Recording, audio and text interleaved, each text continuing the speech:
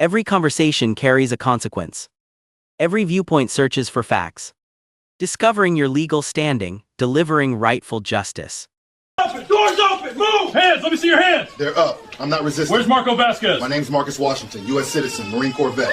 Just stay back, ma'am. You have a warrant? I want to see it. We'll find what we need. Keep those hands up. That box on the wall, those medals are mine. 3 tours in Iraq, Silver Star. It's all on my discharge papers right there. Probably printed up. At 5:47 a.m. on a Tuesday morning, ICE Supervisor Derek Morrison authorized a no-knock raid on 2847 Maple Street, sending 6 armed agents crashing through Marcus Washington's front door while his family slept, based on nothing more than an anonymous tip that someone named Marco Vasquez lived there.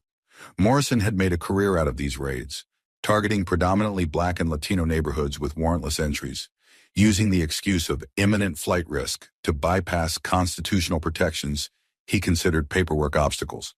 He never verified the tip, never cross-checked the name against property records, never considered that a decorated veteran might be sleeping in that bed. What Morrison didn't know was that Marcus Washington had survived IED attacks in Fallujah, earned a Purple Heart and Silver Star, and possessed the discipline and documentation to fight back through every legal channel available. And this 12-minute raid would ultimately cost the agency $19.5 million, end Morrison's career in federal law enforcement, and create legal precedent that would be cited in civil rights cases for the next decade. Before we go any further, comment where in the world you are watching from, and make sure to subscribe because tomorrow's story is one you don't want to miss. Marcus Washington was 38 years old, a Marine sergeant who had served 12 years before retiring with full honors in 2019. He had done 3 tours in Iraq, earned a Silver Star for pulling 2 Marines from a burning Humvee under enemy fire, and received a Purple Heart after shrapnel tore through his left shoulder during a patrol in Fallujah. After leaving the Marines, Marcus returned to his hometown of Richmond, Virginia, where he worked as a logistics coordinator for a shipping company and lived quietly with his wife Teresa and their 2 daughters, 8-year-old Amara and 11-year-old Zoe. His home on Maple Street was modest but proud, with an American flag mounted by the front door and a shadow box in the living room displaying his medals and service ribbons. On the morning of March 15th, Marcus was sleeping peacefully in his own bed, in his own home, in the country he had bled for. The sound that woke him was not an alarm or his daughters getting ready for school. It was the explosive crack of his front door being smashed open by a battering ram. Marcus's military training kicked in instantly. His eyes snapped open, his body already moving before his mind fully processed what was happening. He heard Teresa scream beside him, heard heavy boots pounding through his house, heard men shouting commands in a language that made no sense for this moment. Marcus threw himself out of bed and moved toward the bedroom door, his hands already rising in a non-threatening position because he knew what armed men in high-stress situations could do. When he stepped into the hallway, he found himself staring down the barrels of 3 rifles, held by men in tactical gear, with the ice patches on their shoulders. The lead agent was a stocky white man in his early 40s, with a shaved head and a voice that filled the hallway with aggression. This was Derek Morrison, though Marcus wouldn't learn his name until later. Morrison had been with ICE for 6 years and had built a reputation in the Richmond field office for what he called proactive enforcement. His supervisors praised his arrest numbers. His colleagues whispered about his methods.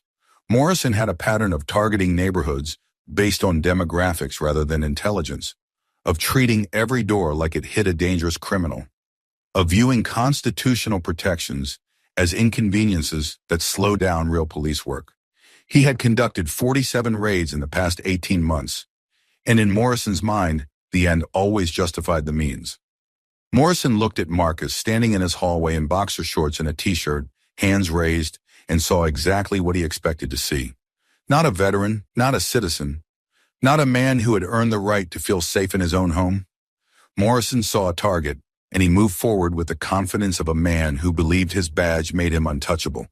He grabbed Marcus by the arm and shoved him against the wall, ignoring Marcus's calm request to see a warrant. Other agents spread through the house, their boots thundering on the floors.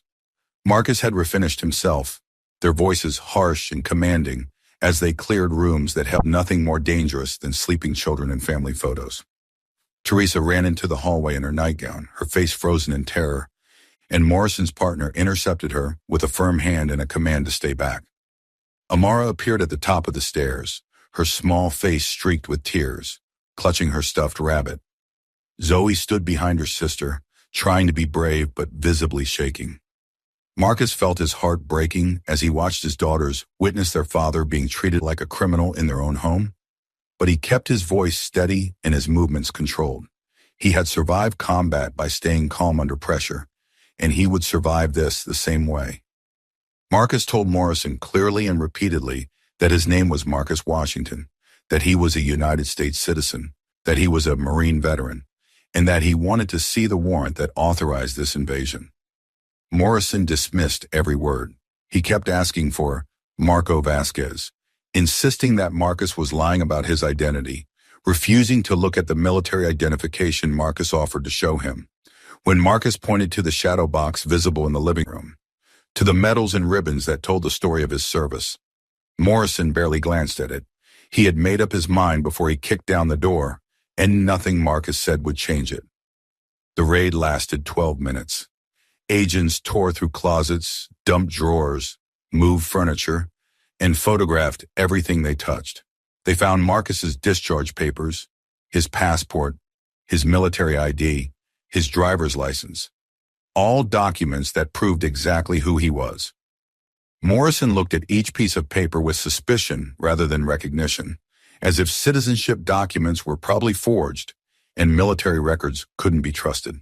When Marcus asked again about the warrant, Morrison told him that exigent circumstances eliminated the need for one, that they had credible intelligence about an undocumented individual at this address, and that Marcus should be grateful they weren't putting him in handcuffs. Finally, after confirming through their database that no Marco Vasquez lived at this address and that Marcus Washington was indeed a citizen with no criminal record, Morrison made the decision to leave. There was no apology, no acknowledgement of the terror they had inflicted, no explanation for why they had destroyed a family's sense of safety based on information they hadn't bothered to verify. Morrison simply told his team to move out, left Marcus standing in his destroyed living room with his traumatized wife and daughters, and walked back to his vehicle as if this was just another morning at work. As the ICE vehicles pulled away from Maple Street, Marcus pulled out his phone with shaking hands and began documenting everything he could see. Every broken piece of furniture, every open drawer, every detail of the violation that had just occurred. He was a Marine, and Marines didn't let battles end without fighting back. Marcus Washington sat at his kitchen table 3 days after the raid, surrounded by paperwork that represented every official channel the United States government offered for filing complaints. He had incident report forms from ICE, civil rights violation forms from the Department of Homeland Security, and contact information for every supervisor in the regional chain of command. His military training had taught him to follow proper procedures, to use the system before going around it, to give institutions the chance to correct their mistakes. He filled out every form with precise detail, attached photos of the damage to his home, included timestamps from his phone showing when the raid occurred, and submitted everything through certified mail so there would be proof of delivery. Then he waited for someone in authority to acknowledge that what happened to his family was wrong. The first response came 2 weeks later in the form of a generic letter that thanked him for his inquiry and informed him that the matter was under internal review. There was no timeline for that review, no name attached to the letter, no indication that anyone had actually read what he submitted. Marcus called the number listed on the letterhead and spent 40 minutes being transferred between departments before reaching a woman who told him she couldn't discuss ongoing investigations and suggested he be patient. When he mentioned that armed agents had terrorized his children without a warrant, she repeated the same script about internal reviews and ended the call. Marcus hung up and looked across the table at Teresa, who was holding a cup of coffee she hadn't touched in an hour, and he saw the exhaustion in her eyes that came from 3 nights of their daughters refusing to sleep in their own rooms. Teresa Washington had been a registered nurse for 12 years, working overnight shifts in the intensive care unit at Richmond General Hospital. She was 36 years old, a woman who had spent her entire adult life staying calm during emergencies and making life or death decisions without panicking. She had held Marcus together during his deployments, raised their daughters through 3 tours of duty, and built a home that felt safe even when the world felt dangerous. But the raid had broken something in her that professional training couldn't fix. She told Marcus that she woke up every night at 5:47 a.m. in a panic, that she couldn't stop seeing men with guns standing over their children, that she felt violated in a way she couldn't quite explain. When Marcus reached across the table to take her hand, she squeezed back hard enough that he felt her fear transferred through her grip. The breaking point came when Amara's second-grade teacher called to say their daughter had stopped participating in class. The teacher explained gently that Amara used to be outgoing and confident, but now she barely spoke and seemed to flinch whenever someone raised their voice. Marcus and Teresa took both girls to a child psychologist who specialized in trauma, and after 3 sessions, the doctor confirmed what they already knew. Their daughters were experiencing symptoms of post-traumatic stress, triggered by watching armed strangers invade their home and treat their father like a criminal. Zoe told the psychologist that she kept having nightmares about men taking her daddy away. Amara drew pictures during her sessions that showed their house surrounded by dark figures. The psychologist recommended ongoing therapy and gently suggested that the parents might benefit from counseling as well, because trauma like this affected entire families. Marcus started asking questions in his neighborhood and discovered that his family wasn't the first to experience this kind of raid. He talked to his neighbor 3 houses down, a man named Carlos Hernandez, who was a naturalized citizen and worked as an accountant. Carlos told him that ICE had raided his home 14 months earlier, also without a warrant, also looking for someone who didn't live there, also refusing to apologize when they realized their mistake. Marcus learned about a woman 2 streets over whose teenage son had been handcuffed in their driveway for 2 hours before agents accepted that he was born in Richmond and had never left the country. He heard about a family that had been raided twice in 6 months, both times based on tips that turned out to be false, both times resulting in property damage and no accountability. A pattern emerged that Marcus recognized from his military intelligence training, and the pattern pointed to systematic negligence rather than isolated mistakes. The local news picked up the story after Marcus reached out to an investigative reporter named Jennifer Hayes, who had covered veterans' issues in the past. Hayes came to his home with a camera crew, interviewed him and Teresa, and filmed the damage that ICE had left behind. She obtained public records showing the number of ICE raids in Richmond over the past 2 years and noticed that 73% of them occurred in predominantly Black and Latino neighborhoods, despite those areas representing only 41% of the city's population. When the story aired, Marcus's phone started ringing with calls from other families who had experienced similar raids, from local veterans organizations who wanted to help, and from lawyers who saw a civil rights case that needed to be fought. Derek Morrison watched that news segment from his living room and felt nothing but irritation. He had been with ICE long enough to know that media attention meant paperwork and scrutiny, but he also knew that complaints rarely led to real consequences.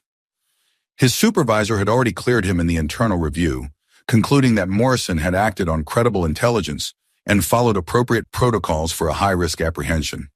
The fact that the intelligence turned out to be wrong wasn't Morrison's fault, according to the official report. The fact that no warrant had been obtained was justified by exigent circumstances. Morrison had received these kinds of complaints before, and they always disappeared after a few weeks when people realized that fighting the government was expensive and exhausting. He expected Marcus Washington to follow the same pattern, to make noise for a while, and then give up when the bureaucracy wore him down. What Morrison didn't understand was that Marcus Washington had spent 12 years in an institution that taught him how to navigate bureaucracy, how to document everything, and how to persist when the mission required it. Marcus connected with the American Civil Liberties Union and met with an attorney named David Chen, who specialized in Fourth Amendment cases.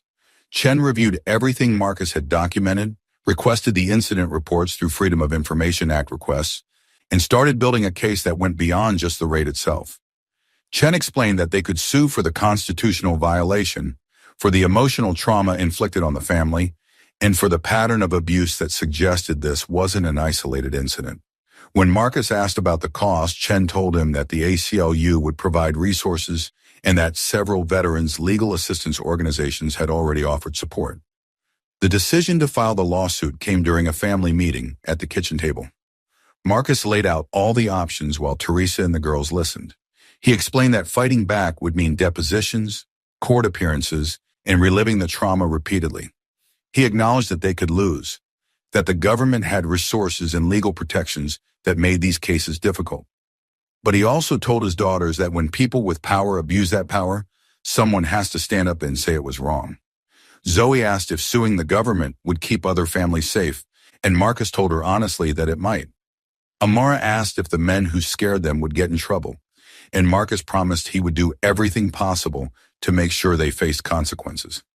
Teresa didn't say anything for a long moment, and then she reached across the table and signed the authorization form that David Chen had prepared. The lawsuit was filed in federal court on June 3rd, 3 months after the raid. It named Derek Morrison individually, along with the 5 other agents who participated, the supervisor who authorized the raid, and the agency itself. The complaint detailed the Fourth Amendment violations, the lack of probable cause, the failure to obtain a warrant, and the terrorizing of a veteran's family. It included affidavits from the psychologist treating the girls, documentation of the property damage, and Marcus's own detailed account of everything that happened. The complaint also included something that David Chen had discovered during his research, a pattern of similar raids conducted by Morrison's unit that suggested systematic disregard for constitutional protections.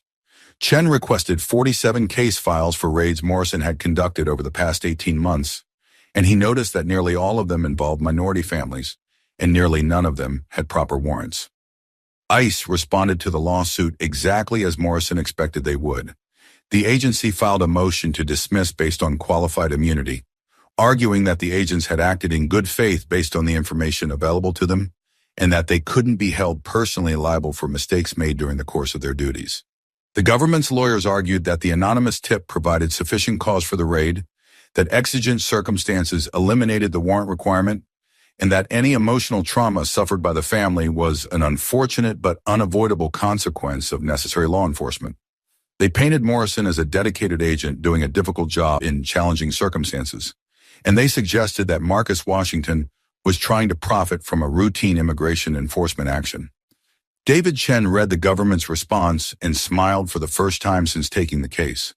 He had been hoping they would claim qualified immunity because it gave him the opportunity to prove that Morrison's actions were so clearly unconstitutional that no reasonable agent could have believed they were lawful. Chen started the discovery process by requesting Morrison's personnel file, his training records, and all communications related to the raid on Marcus Washington's home. What he found in those documents would change everything about how this case proceeded, and it would expose a level of negligence that even Chen hadn't anticipated. The fight was just beginning, and Marcus Washington had made clear that he wasn't backing down until every person responsible faced the consequences of what they had done to his family. David Chen sat in his office at 11 p.m. on a Thursday night, surrounded by documents that the government had been forced to turn over during discovery, and what he was reading made him angry in a way that 15 years of civil rights law had rarely achieved. The initial anonymous tip that had justified the raid on Marcus Washington's home consisted of exactly 3 sentences submitted through an online portal. The tipster claimed that a man named Marco Vasquez lived at 2847 Maple Street, that he was undocumented, and that he worked construction jobs for cash. There was no phone number attached to the tip, no name, no follow-up information, and absolutely nothing that any reasonable agent would consider credible intelligence. Chen kept reading and found the part that made his hands shake with rage.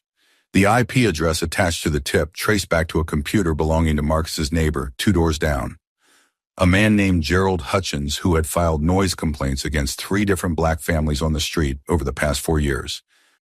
The document trail showed exactly how little effort Derek Morrison had put into verifying the tip before authorizing a tactical raid on an American citizen's home. Morrison had received the tip at 4:17 p.m. on a Monday, spent 6 minutes checking a database that showed no Marco Vasquez at that address, and then marked the operation as approved without conducting any additional research. He didn't check property records that would have shown Marcus Washington owned the home. He didn't search social media that would have revealed Marcus's military service. He didn't do a basic internet search that would have pulled up Marcus's name associated with that address in public records. Morrison saw a Hispanic-sounding name, saw an address in a predominantly minority neighborhood, and decided that was enough. Chen found an internal email where Morrison told his team to be ready for a 5:45 a.m. entry, and the email included a line that made Chen's stomach turn. Morrison had written that early morning raids in these neighborhoods were more effective because subjects were less likely to have time to destroy evidence or flee. Chen dug deeper into Morrison's history and discovered a pattern that went far beyond negligence into something that looked like systematic civil rights violations. Over the past 18 months, Morrison had conducted 47 warrantless raids in the Richmond area. Chen cross-referenced the addresses with census data and found that 41 of those raids occurred in neighborhoods where the minority population exceeded 60%. He found that Morrison had a 91% failure rate, meaning that in 43 of those 47 raids, the person Morrison was looking for either didn't live at that address or was already in custody or had been deported years earlier. Chen requested the case files for all 47 raids and discovered that Morrison used the same justification every single time, claiming exigent circumstances based on the risk of flight, even though nothing in the tips he received suggested any imminent danger or flight risk. The depositions began in September, 6 months after the lawsuit was filed. Chen started with the 5 agents who had participated in the raid, and their testimony revealed just how unprepared they had been for what they were walking into that morning. Agent Michael Torres testified that he had never seen the tip before the raid, that Morrison briefed them in the parking lot at 5:30 a.m., and that Morrison told them they were looking for an undocumented immigrant who might be armed and dangerous. Torres admitted under oath that he saw the military shadow box in Marcus's living room during the raid, but didn't mention it to Morrison because he assumed it belonged to someone else. Agent Sarah Kim testified that she was the one who finally ran Marcus's name through the database after 10 minutes of searching the house, and that she immediately realized they were in the wrong place. But Morrison ordered the team to finish the search anyway because they were already there. Derek Morrison's deposition lasted 8 hours, and Chen methodically destroyed every justification Morrison tried to offer. Morrison claimed the tip was credible because it included specific details, but Chen showed him the 3-sentence submission and asked what details he was referring to. Morrison claimed he had conducted due diligence, but Chen walked him through the 6-minute gap between receiving the tip and approving the raid. Morrison claimed exigent circumstances, but Chen made him explain what emergency existed at 5:47 a.m. that couldn't have waited for a warrant. Morrison's lawyer objected repeatedly, but the damage was done. The deposition transcript showed an agent who had treated constitutional protections as optional and had never seriously considered that he might be raiding the wrong home.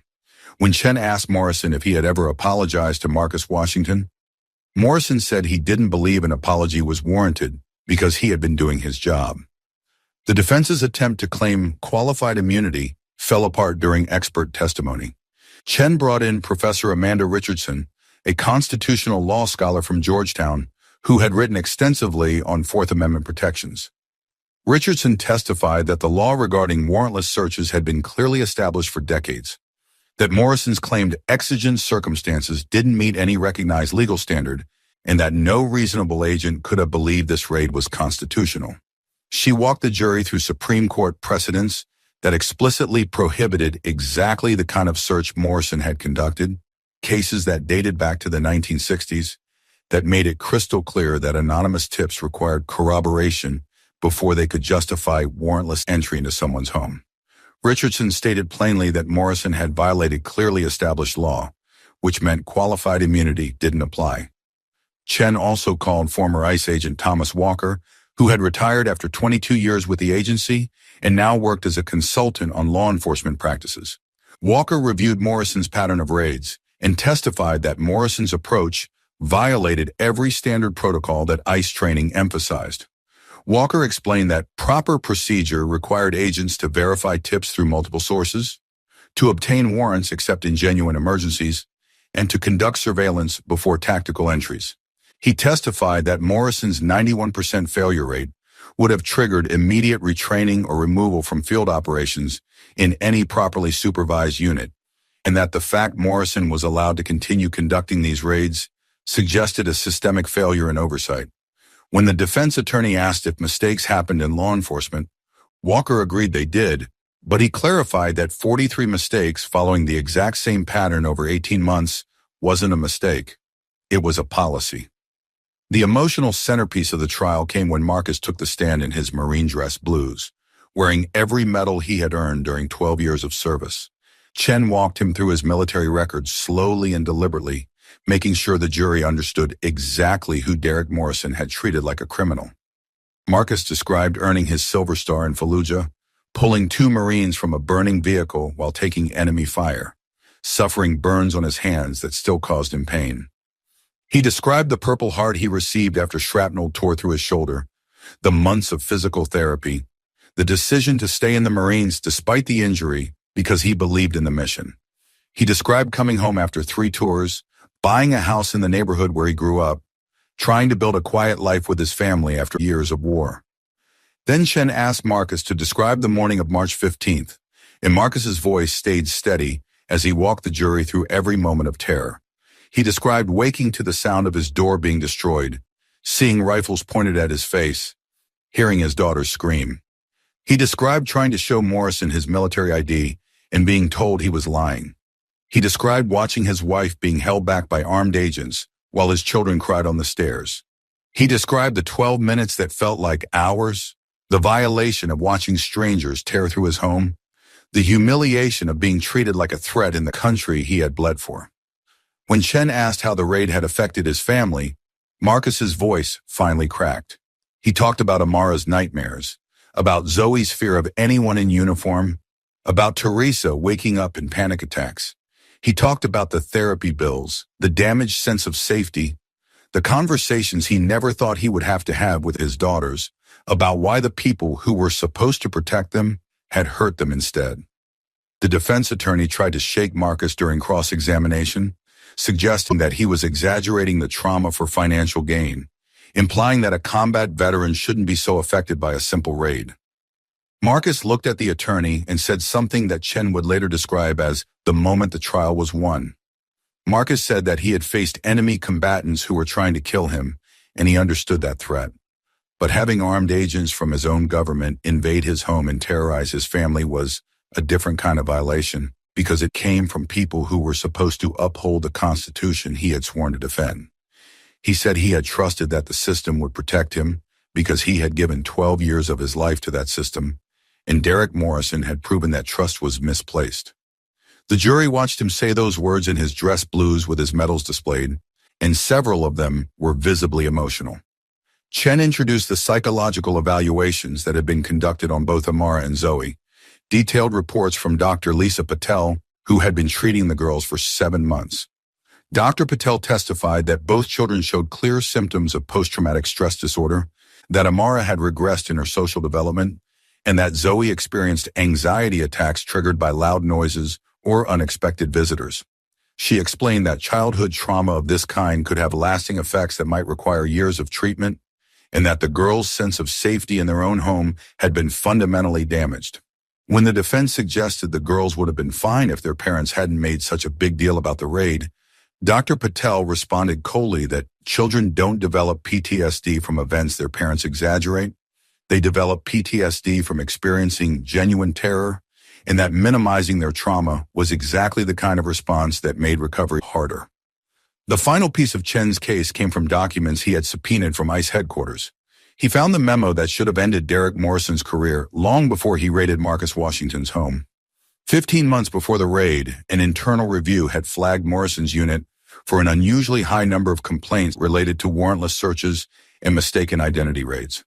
The review recommended additional training on Fourth Amendment protocols and closer supervision of Morrison's tactical operations. The recommendations were filed and ignored. Morrison's supervisor, a man named Robert Carver, who was also named in the lawsuit, had signed off on the review and then allowed Morrison to continue operating exactly as he had before. Chen introduced this memo into evidence and asked the jury to consider what it meant that the agency knew Morrison was violating people's rights and chose to do nothing about it. When Chen rested his case, he had painted a picture of systematic negligence, racial profiling, and constitutional violations that went far beyond one bad raid. He had shown that Derek Morrison had treated Fourth Amendment protections as suggestions, that his supervisors had enabled that behavior, and that Marcus Washington's family had paid the price for a broken system.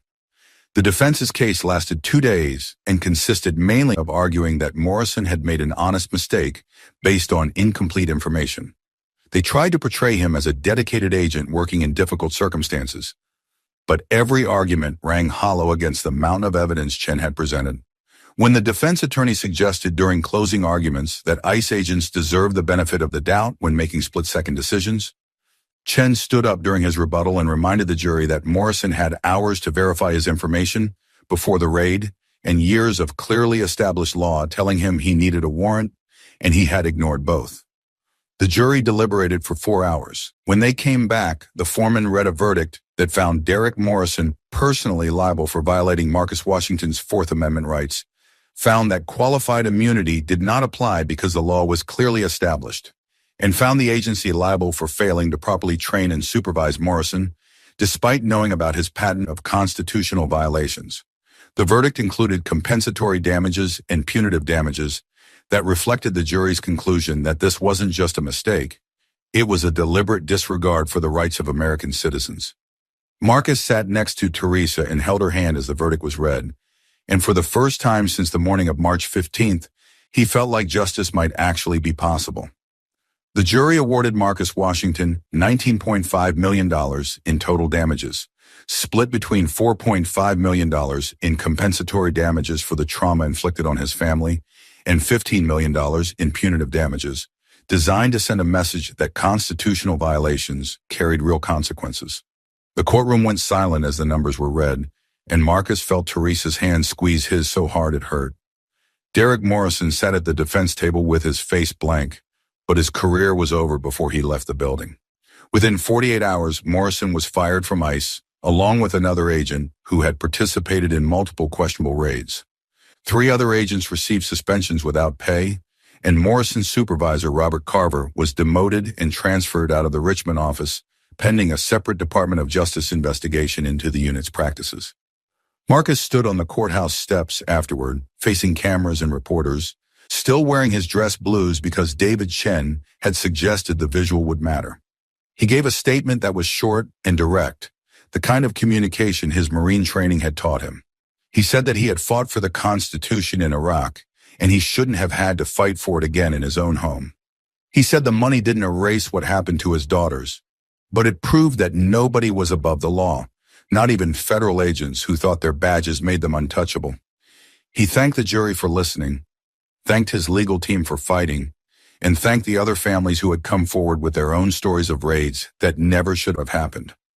The verdict created ripples that extended far beyond Marcus's case. Within 3 months, the decision was cited in 12 other lawsuits against ICE for similar warrantless raids, and several of those cases resulted in settlements before trial. The Department of Justice launched a formal civil rights investigation into our ICE raid practices in 4 states, focusing specifically on the use of anonymous tips and the failure to obtain warrants.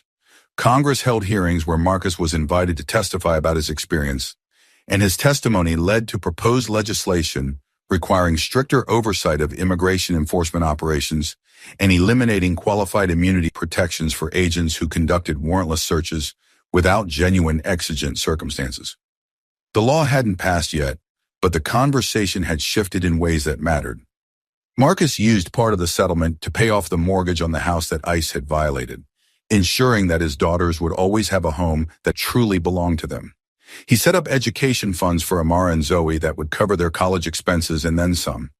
Then he did something that surprised even Teresa. He and his wife established a foundation called Shield and Home, dedicated to providing legal assistance to American citizens who had been wrongly targeted by immigration enforcement.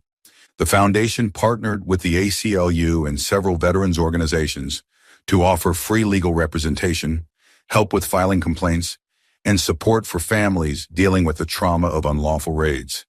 Within the first year, Shield and Home helped 23 families file civil rights lawsuits, and 19 of those cases ended in settlements or verdicts in favor of the families.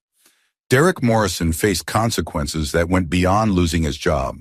The Department of Justice filed federal civil rights charges against him for willful violation of constitutional rights under color of law, the same statute used to prosecute police officers who abused their authority. Morrison's case was pending trial, but he was looking at potential prison time if convicted. The other agents who participated in the raid on Marcus's home faced lesser charges or administrative penalties, but all of them lost their qualified immunity protections in the civil case, which meant they were personally liable for damages. Morrison's supervisor, Robert Carver, was forced into early retirement after the internal investigation found that he had ignored multiple warning signs about Morrison's pattern of constitutional violations. The changes within ICE came slowly, but they came. The agency implemented new protocols requiring supervisors to personally verify the credibility of tips before authorizing tactical raids, mandating that agents obtain warrants except in clearly defined emergency situations, and creating an independent review board to investigate complaints about warrantless searches. The protocols weren't perfect and enforcement was inconsistent, but Marcus's case had created accountability where none had existed before. Other agents in other offices knew that Derek Morrison's career had ended because he thought constitutional protections didn't apply to the people he was targeting, and that knowledge changed behavior in ways that policy memos never could. 1 year after the verdict, Marcus stood in a community center in Richmond teaching a Know Your Rights workshop to about 40 people, most of them immigrants or family members of immigrants who wanted to understand what protections they had if ICE came to their door. He taught them about the Fourth Amendment, about their right to refuse entry without a warrant, about how to document everything if a raid happened anyway. He showed them the forms to file complaints, gave them the contact information for legal aid organizations, and shared his own story as proof that fighting back was possible even when it seemed hopeless. Amar and Zoe sat in the back of the room with Teresa, watching their father turn his trauma into protection for others. And for the first time since the raid, they seemed proud rather than scared. Marcus had received offers from multiple organizations, asking him to work as a consultant or spokesperson, but he had turned most of them down because his real job was at the shipping company, and his real mission was his family. He did interviews occasionally when he thought it would help other families or push for policy changes, but he wasn't trying to build a career out of what happened to him. He was simply a man who had been wronged and who refused to let that wrong go unanswered. The settlement money was significant, but what mattered more to Marcus was that Derek Morrison would never raid another family's home, that other agents knew there were consequences for treating citizens like criminals, and that his daughters understood that justice was possible, even when power seemed absolute. The final update came 18 months after the verdict, when 3 of the agents involved in the raid on Marcus's home were criminally convicted of civil rights violations. They received sentences ranging from probation to 2 years in federal prison, and all of them lost their law enforcement credentials permanently. Derek Morrison's criminal trial was still pending, but prosecutors had offered him a plea deal that included prison time, and his lawyers were reportedly advising him to take it. The legal process was slow and frustrating, but it was moving in the direction of accountability, and that was more than most families in Marcus's situation ever got. Marcus Washington never wanted to be the face of a civil rights case or a symbol of resistance against government overreach. He had wanted to serve his country, come home, raise his family, and live quietly in the neighborhood where he grew up. Derek Morrison took that quiet life away on March 15th at 5:47 a.m., but Marcus had taken something from Morrison in return. He had taken the illusion that badges and authority meant immunity from consequences. He had proven that a citizen with documentation, determination, and the Constitution on his side could defeat a system designed to protect its own. And he had created a legacy that would protect other families long after his own wounds had healed. That legacy was worth more than $19.5 million, and it would last longer than any verdict.